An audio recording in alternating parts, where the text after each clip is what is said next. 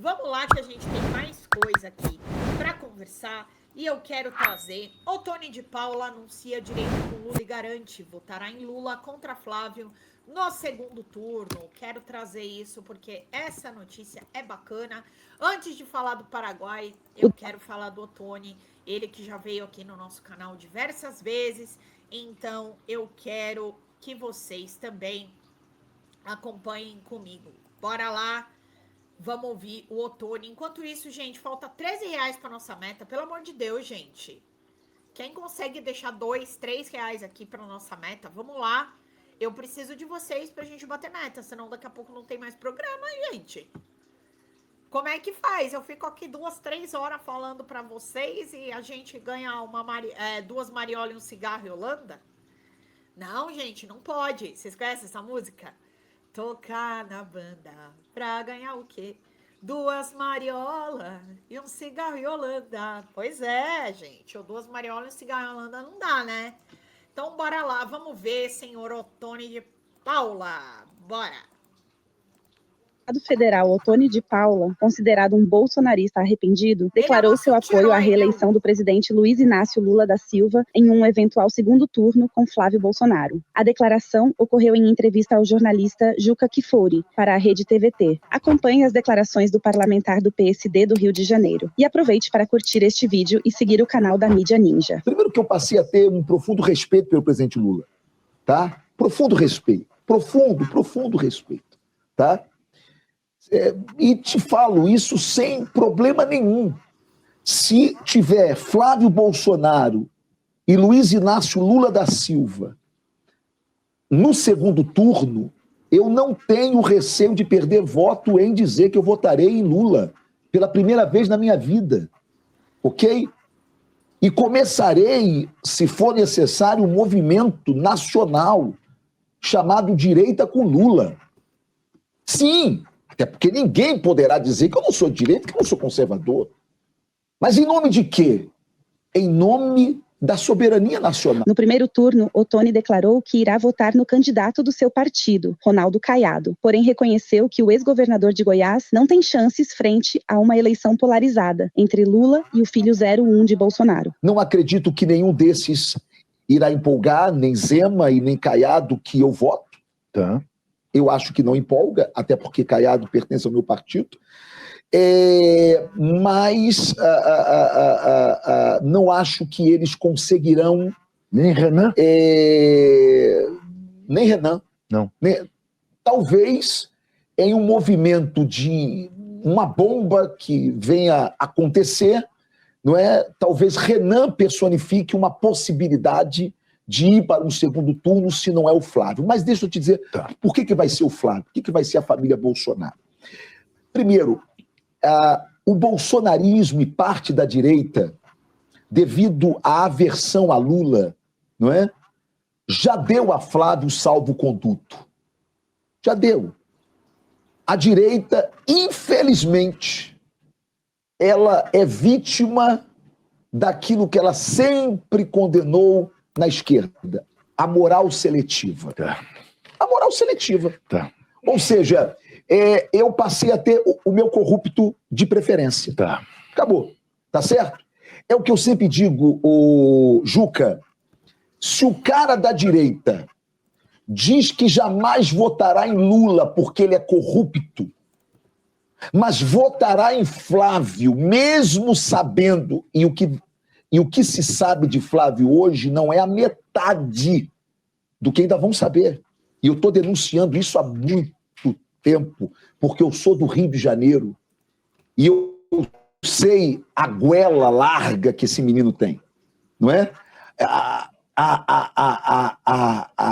A inclinação que ele tem para aquilo que é imoral na política, ok? Por isso é que eu me posiciono claramente contra. O bolsonarista arrependido explica por que é contra o nome de Flávio Bolsonaro. Se Flávio se torna presidente da República, primeiro que nós poderemos ter um presidente impeachmentado. A direita poderá ter em Flávio um presidente impeachmentado, ok? Segundo, nós teremos um presidente que causará uma instabilidade institucional sem precedentes. Sem precedentes. Porque não existe essa história de bolsonarismo moderado. Não existe isso, não é? Mas o pior, o que Flávio poderá fazer contra esse país, é por isso que eu disse que no segundo turno eu me declararia eleitor de Lula, apesar de não ser nesse primeiro turno, não é? Não pelo Lula, mas pelo meu país, porque no segundo turno você vota no menos pior, não é? E eu entendo que o Lula seria menos pior. Por quê? Porque você pode acusar Lula de tudo, menos de ser um antidemocrático, mesmo de não respeitar as urnas. Ô, Tony, me dê um exemplo claro de que Lula é um democrata. Um exemplo claro? Um homem que sai do seu segundo mandato com 80% de aprovação, sendo aclamado até pelo mercado financeiro à época para um eventual terceiro mandato. E não topa. Ele não topa o terceiro mandato. Ele diz, não, eu vou apresentar um outro nome, mas eu não farei um terceiro mandato. Eu sou um democrata. Ottoni também destacou a diferença entre Lula e Flávio Bolsonaro frente à defesa da soberania nacional contra os ataques do governo de Donald Trump. Então, eu acredito, Juca, que o Flávio, ele, isso além desse problema da soberania nacional, já está claro de que Flávio ele será um preposto de Donald Trump aqui no Brasil, será um preposto dos interesses norte-americanos, e nós não podemos deixar o bonde da história passar, como nós deixamos o do petróleo com as terras raras, nós não podemos deixar. Está muito claro de que nunca houve química entre Trump e Lula, nunca houve. O que houve de Trump foi uma cantada barata, para ver se colava. Para ver se colava. E ele percebeu, quando ele chama Lula de instável. Isso, não é? O dinâmico virou instável. Virou instável. Isso. Mas por que instável? Porque na cabeça de Trump ele disse, eu tinha certeza. Aê, Lucas! Um beijo! Daqui a pouco eu mando a benção aqui, hora que terminar. Muito obrigada! Fechamos a conta e passamos a régua na meta financeira. Certeza que ele saiu daqui apaixonado por mim, mas ele me critica ainda. Sim. Eu tinha certeza que eu poderia ter nele alguém que atenderia aos nossos interesses e ele não teve. Sabe, E aí, quando você olha para Lula, que sempre foi acusado pelo campo da direita, principalmente essa direita bolsonarista, de atender aos interesses chineses, do comunismo chinês. Sim. E aí você vê Lula sem nenhum traço de subserviência aos chineses. Sim. Sem nenhum traço de tentativa de colocar a soberania nacional a favor da grande potência chinesa. Sim. E, pelo contrário, não, nós vamos sentar com todos, nós vamos dialogar com todos. Ottoni de Paula faz parte da bancada da Bíblia no Congresso Nacional e foi categórico em afirmar que a igreja evangélica é ingrata com o presidente Lula. Na verdade. E aí, assim... Eu vou colocar também. Eu quero agradecer o Rafa falando, não é só mais um rostinho bonito pelo conteúdo. Muito obrigada, gente. Obrigada, meus queridos. Obrigada de verdade, viu? E eu ainda tenho, eu ainda vou mais um pouquinho com vocês, porque a gente precisa falar do Paraguai, mas eu vou colocar aqui o Ottoni falando da questão das igrejas evangélicas, que ele é pastor, para quem não sabe, e é bastante importante a gente ouvir o que ele tem para falar sobre religião, e desse apoio dos evangélicos, que nós sabemos que é uma característica do apoio à extrema-direita. Né? E ele fala que os evangélicos são injustos com o Lula, mas nós sabemos que também é uma maneira de manipulação dos pastores da igreja evangélica pedirem para que os seus fiéis votem naquele candidato que lhes apetece, né?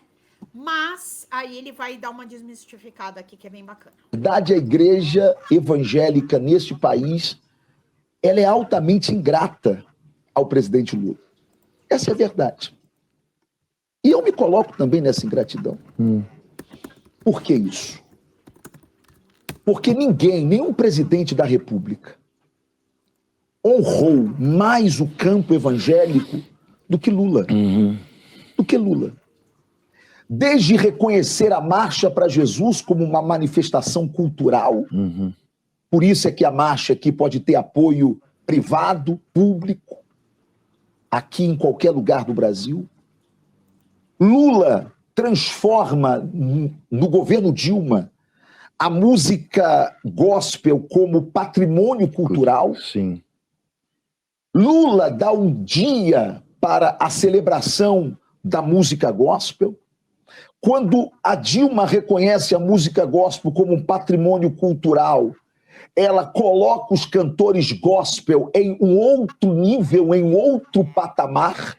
Antes havia uma dificuldade das prefeituras contratarem cantores gospel porque era algo religioso. Mas se você for perguntar para o meu irmão da igreja, ele vai dizer que Lula é um abortista, que Lula quer colocar crianças no mesmo banheiro, de que Lula...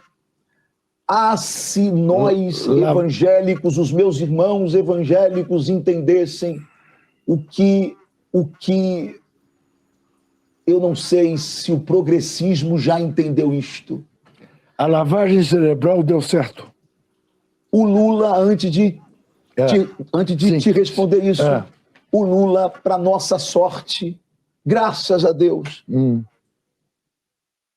é o maior conservador que o progressismo poderia oferecer ao Brasil. Porque depois de 3 mandatos na presidência da República e mais 2 de Dilma, eu pergunto, qual a pauta progressista identitária que prevaleceu e desceu goela abaixo da maioria conservadora brasileira? Deputado, eu sempre... Nenhuma! Paulada, hein? Que paulada, que paulada.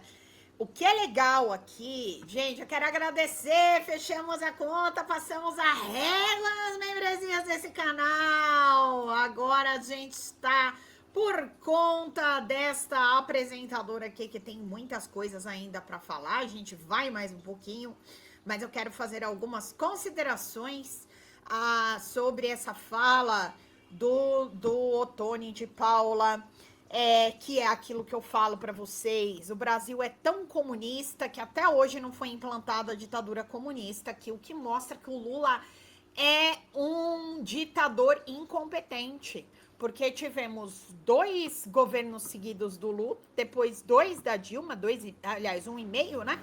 Por conta do golpe parlamentar, e agora mais um governo do Lula, e a gente não implantou a ditadura comunista nesse país. Eu não tô conseguindo marcar de fazer um aborto num postinho. Não tô conseguindo. Não tem banheiro unissex, não tem mamadeira de piroca. Entendeu? Não tem. Péssimo, péssimo pra ditadura comunista. Tô aqui esperando e nada aconteceu até agora. Então, o Ottoni aqui, ele foi no tiro, ele foi aqui, ó, no alvo. E é verdade. E todo mundo sabe que o Lula, na realidade, muitas dessas pautas identitárias, elas precisam ser colocadas em votação. É claro, a gente sabe da importância, mas o que eu quero trazer aqui é que a questão indígena, a violência contra a mulher, eu não considero que sejam pautas identitárias. Nós estamos falando de questões humanas, estamos falando de direito à vida, à preservação da integridade física dessas pessoas.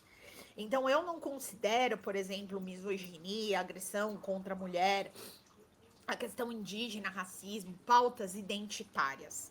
Nós estamos falando de seres humanos, integridade física, integridade moral. Então, acho que o Brasil já avançou muito nos últimos anos com a sua legislação.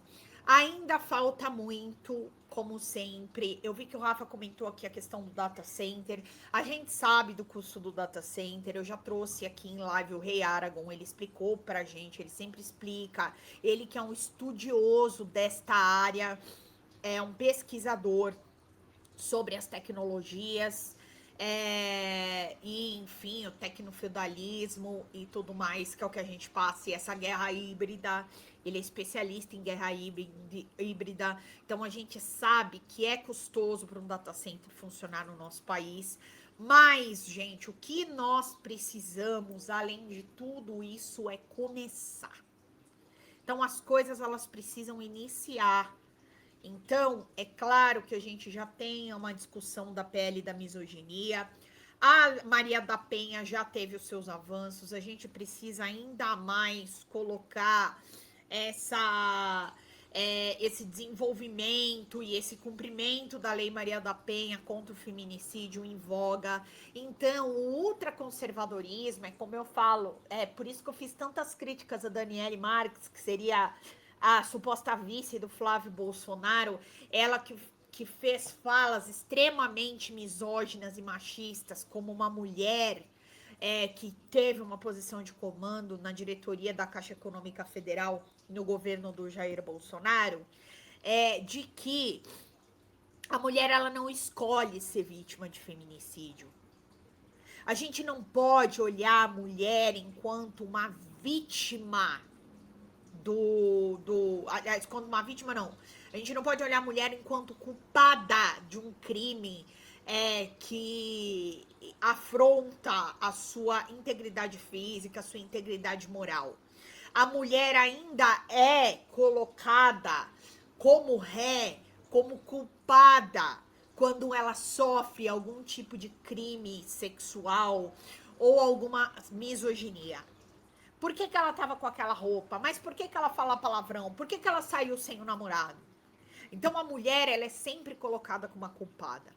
Essa questão, eu quero falar aqui da questão identitária, que é claro que isso precisa ser trabalhado no âmbito social, e não é o presidente Lula e não são os ministérios que vão fazer isso. Infelizmente, somos nós, na base, enquanto sociedade, que vamos fazer com que essa realidade mude.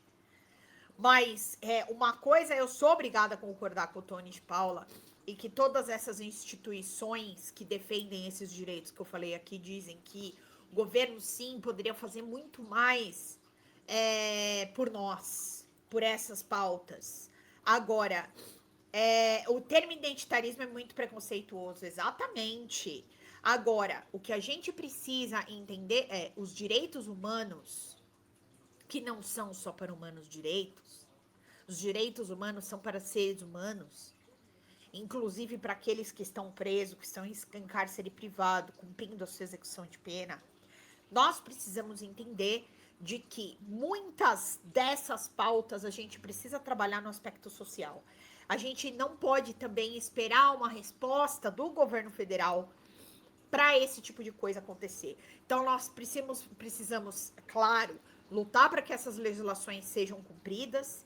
E lembrando que o tema da segurança pública, ele não é um tema com sua execução pelo governo federal, ele tem que ser executado e planejado pelo governo estadual, pelos governos do estado e pelos municípios. Então, é dessa forma que a gente vai fazer com que a Lei Maria da Penha, com que o racismo, com que as questões indígenas também sejam colocadas em pauta. A questão indígena, claro que está no Estado, ela não faz parte do Estado, ela sim tem que ser totalmente legislada e cumprida pelo governo federal, porque são demarcação de terras federais. Então, isso realmente são povos originários do nosso país e eles têm que sim ser olhados e ter os seus direitos resguardados. Mas o que principal que nós precisamos é entender que a manutenção da democracia, ela está diretamente ligada aos direitos humanos. Então, a nossa luta contra o fascismo, contra a extrema-direita, é para a manutenção da democracia do nosso país, que, consequentemente, essa democracia, ela também, pela Constituição Federal, rege e protege os direitos humanos, que é o direito à vida, o direito à saúde, o direito à integridade física, o direito à moradia, o direito à infância. E é isso que a gente tem que focar. Então, infelizmente, a nossa luta ela é muito longa. E aqueles assuntos que nós não conseguimos, por questões da nossa sociedade, que ainda não alcançaram o âmbito federal, nós precisamos lutar para que eles sejam, pelo menos, pauta do Congresso Nacional, que sejam ali colocadas as legislações para que isso funcione de verdade. E, claro, do nosso lado, conscientizar as mulheres, conscientizar as pessoas sobre o racismo, sobre o preconceito, de que racismo é crime, que as pessoas elas têm que ir presas, a lei tem que ser cumprida nesse sentido e não relativizar aquilo que a gente já tem à nossa disposição. Oi gente, eu sou a Sara Miranda do Folha TV, eu tô aqui para agradecer sua presença no nosso canal e pedir para você continuar apoiando o nosso jornalismo progressista independente que precisa muito da sua ajuda. A primeira coisa, se você não está inscrito no nosso canal, já faz isso agora e receba as notificações das nossas lives. Além disso, você pode acompanhar toda a nossa programação durante a semana. Também tem outras formas de você continuar nos apoiando financeiramente. Uma delas é pelo Pix, folhademocrata@gmail.com. Também temos o apoia-se/Folha TV, onde você faz contribuições mensais e recorrentes e nos ajuda muito. Além disso, você pode se tornar membro do nosso canal. Clica lá no YouTube em tornar-se membro, veja qual é o pacote que melhor cabe no seu bolso e fique mais pertinho da gente, inclusive em grupo de WhatsApp com toda a nossa equipe com quem você pode interagir. Apoiar um canal progressista também é uma forma de militância. Então fica aqui com a gente, apoia o Folha TV, eu te vejo nas próximas lives. Beijo, até mais!